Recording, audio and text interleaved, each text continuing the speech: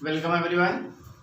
In the previous lecture, we'll discuss the introduction of endocrine system. Endocrine system को हम लोग ने थोड़ा सा देखा था और पिट्यूटरी ग्लैंड तक पहुंचे थे कि कुछ प्रॉब्लम्स आ गई थी। फिर प्रॉब्लम्स को इग्नोर करते हुए हम आगे बढ़ते हैं।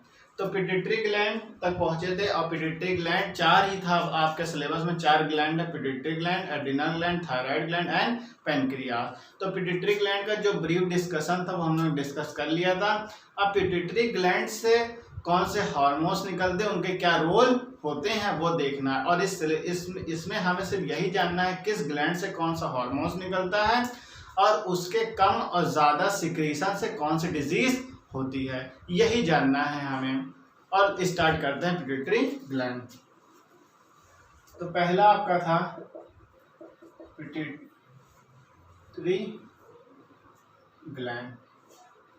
पिट्यूटरी ग्लैंड में जो पहला आपका है वो है ग्रोथ हार्मोन।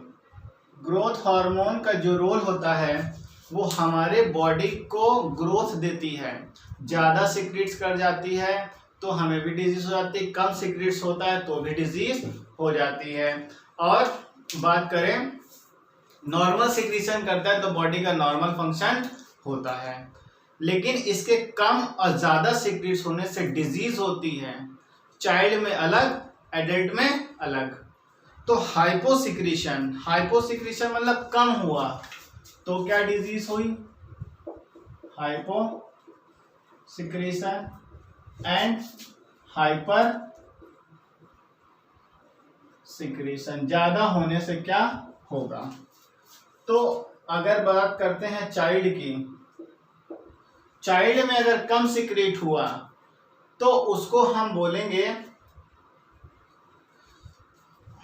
ड्रॉफिज। कम सिक्रीट होने से ड्रॉफिज, ज्यादा सिक्रीट हुआ तो जाइलेंटिज्म।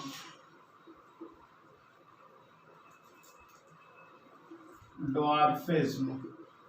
एंड ज्यादा हो गया हाइपर तो जाइजेंटिज्म। अगर आपने कभी सर्कस देखा है, किसी मूवी में देखा है, तो सर्कस वगैरह में छोटे कद के लोग होते हैं तो वो एक डिजीज है। That disease is called the dwarfism. Dwarfism मतलब बौनापन। इनके में ग्रोथ हार्मोन का सिक्रीशन कम होता है तो उनको ड्वार्फिज्म बोलते हैं।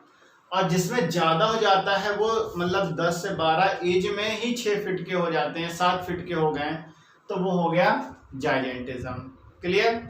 नाउ एडल्ट की अगर बात करें, एडल्ट के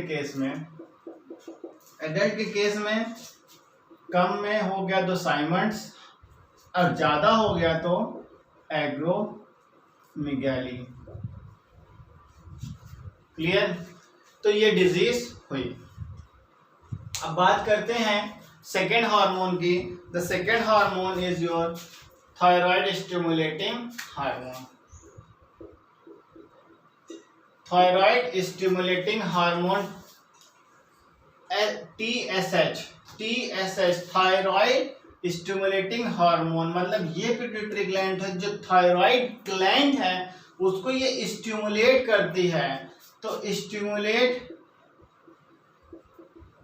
थायराइड ग्लैंड, तो थायराइड ग्लैंड को ये स्टिमुलेट कर दिया। आपको हमने बताया था pituitary gland master of the master gland है, तो सबको कंट्रोल ये करता है, इसको कंट्रोल हाइपोथैलेमस करता है।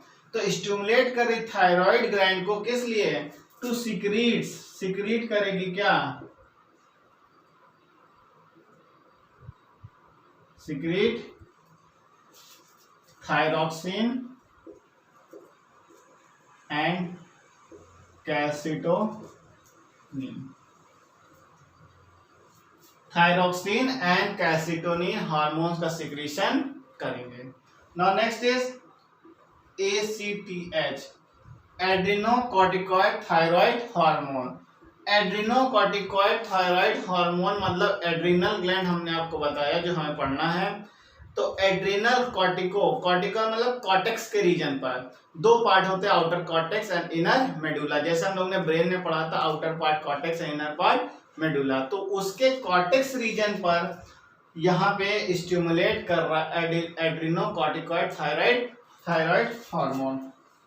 अब उसको स्टिमुलेट किया, स्टिमुलेट दी एड्रिनल कॉर्टेक्स, और सिक्रीट्स क्या किया, दो हार्मोन सिक्रीट्स किया, that is called the glucocorticoid and steroid hormone. ये हुआ आपका। तो ये पिट्यूटरी ग्लैंड इसको स्टिमुलेट कर रहा है ये हार्मोन सिक्रीट्स करने के लिए। Now next is prolactin.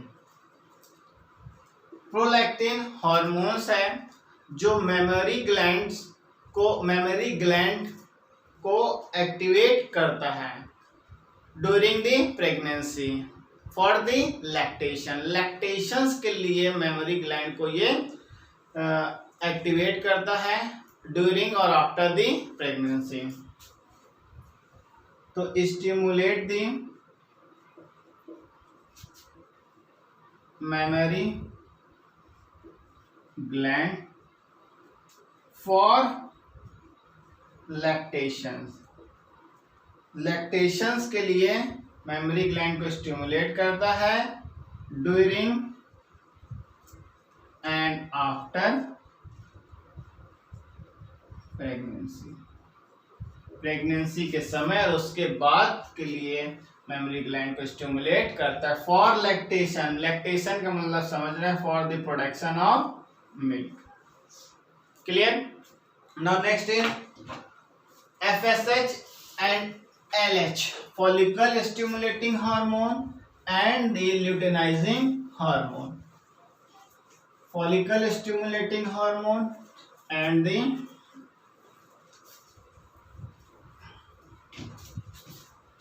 FSH follicle stimulating hormone। Follicle stimulating hormone, follicle यहाँ पर एक रिप्रोडक्टिव सेल है जो आपके फीमेल में प्रेजेंट होते हैं और इस सेल के अंदर मैच्योर और इमेच्योर एग्स प्रेजेंट होते हैं। पहले तो मैच्योर रहेंगे, जैसे इनका डेवलपमेंट होगा तो ये मैच्योर हो जाएंगे। क्लियर। तो ये फॉलिकुलर स्टिमुलेट हैं, तो फॉलिकल सेल को स्टिमुलेट करती हैं, फॉलिकल सेल को स्टिमुलेट करती, control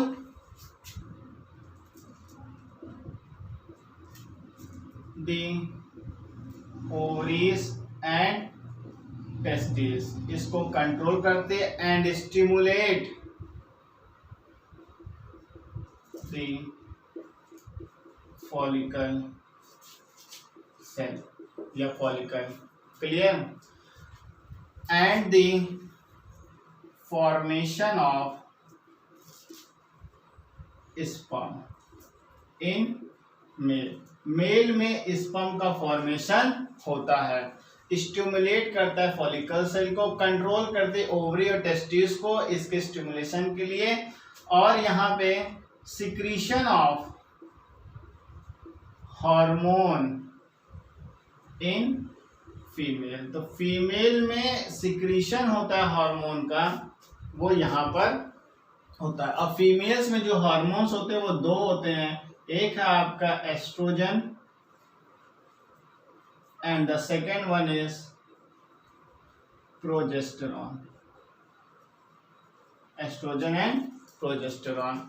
sperm is your male gamete. तो मेल गैमीट होता है, यहाँ फॉर्मेशन होता है और सिक्रीशन होता है हार्मोन्स का फीमेल में by the follicle stimulating hormone.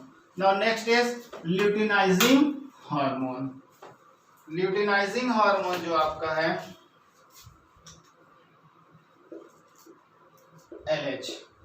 Luteinising hormones में भी यहाँ पर कॉर्पस ल्यूटियम,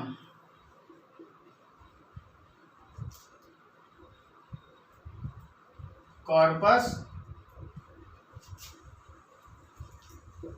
ल्यूटियम, जो कि ये भी रिप्रोडक्टिव सेल है, मास ऑफ रिप्रोडक्टिव सेल है, मास ऑफ रिप्रोडक्टिव सेल्स होते हैं। क्लियर? और यही सेल्स होते हैं जो फीमेल में हार्मोन्स का प्रोडक्शन करते हैं और इन्हीं हार्मोन्स की वजह से ओव्यूलेशन होता है। क्लियर? और मेल में हार्मोन सिक्रीट्स करता है, और जो हार्मोन मेल्स में प्रेजेंट होते हैं दैट हार्मोन इज टेस्टोस्टेरोन।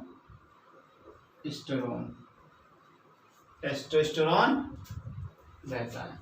तो 3 हार्मोन ये हो गया आपके जो प्रेजेंट होते हैं।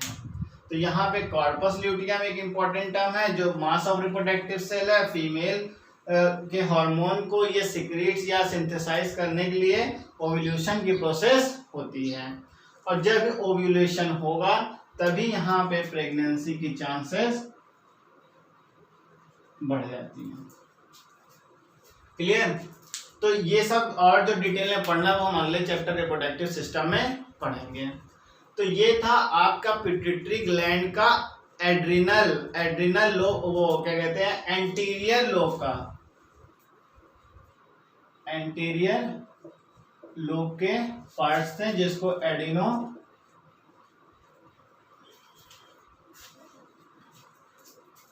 हाइपोफाइसिस भी कहते हैं, एडिनो हाइपोफाइसिस। अब बात करते हैं पोस्टीरियर पार्ट में। वहां पे 2 हार्मोन है आपका, एडीएच एंड द ऑक्सीटोसिन। तो ये पिट्यूटरी ग्लैंड आपका खत्म हो जाएगा। पिट्यूटरी ग्लैंड में अब आपका पोस्टीरियर लोब देखना है।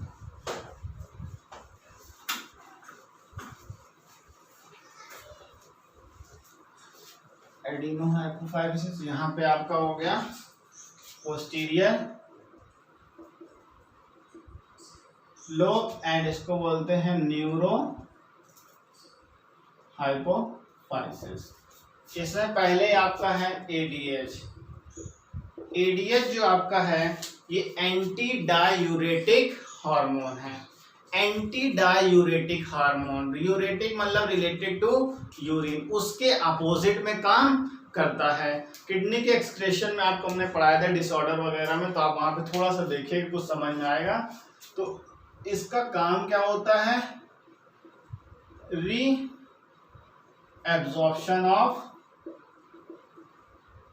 वाटर, वाटर को रीअब्सॉर्ब करता है। और रीअब्सॉर्प्शन आपको बताए थे कहां से, proximal convoluted tubule, loops of Henle and distal convoluted tubule से। तो वाटर का रीअब्सॉर्प्शन कहां से हुआ, ब्लड से हुआ बाय द प्रोसेस, और इसका प्रोसेस कौन करेगा, किडनी। तो ये हार्मोन्स है जो किडनी को मैसेज देता है कि ब्लड से आप वाटर को निकालो। जब ज्यादा वाटर निकल जाएगा ब्लड से, excess water is absorb, then dehydration occur, dehydration हो जाता है, और इस डिहाइड्रेशन से वाटर की कमी से डेथ भी हो सकती है। क्लियर? तो ये प्रोसेस होती है। और यहाँ पे आप एक टर्म लिख सकते हैं, डायबिटीज इंसिपिडस। तो ये कंडीशन में ये डिजीज होती हैं, तो ये पूछ सकता है आपसे, तो इसको आप लिख सकते हैं, डायबिटीज इंसिपिडस, डायबिटीज इंसिपिडस। ये हो जाता है जब ज्यादा वाटर का अब्जॉर्प्शन हो जाएगा ब्लड से, तो डिहाइड्रेशन हो जाएगा, जिसको डायबिटीज इंसिपिडस कहते हैं। Clear? Now next is oxytocin. Oxytocin में क्या है, oxytocin, second is oxytocin. Oxytocin वो हार्मोन्स हैं जो पेरिस्टाल्टिस का रोल करते हैं।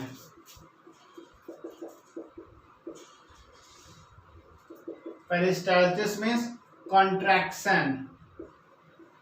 अब पेरिस्टाल्टिस ऑफ मसल्स हमने बोला, तो कॉन्ट्रैक्शन करती है मसल्स को, और मसल्स कहाँ की?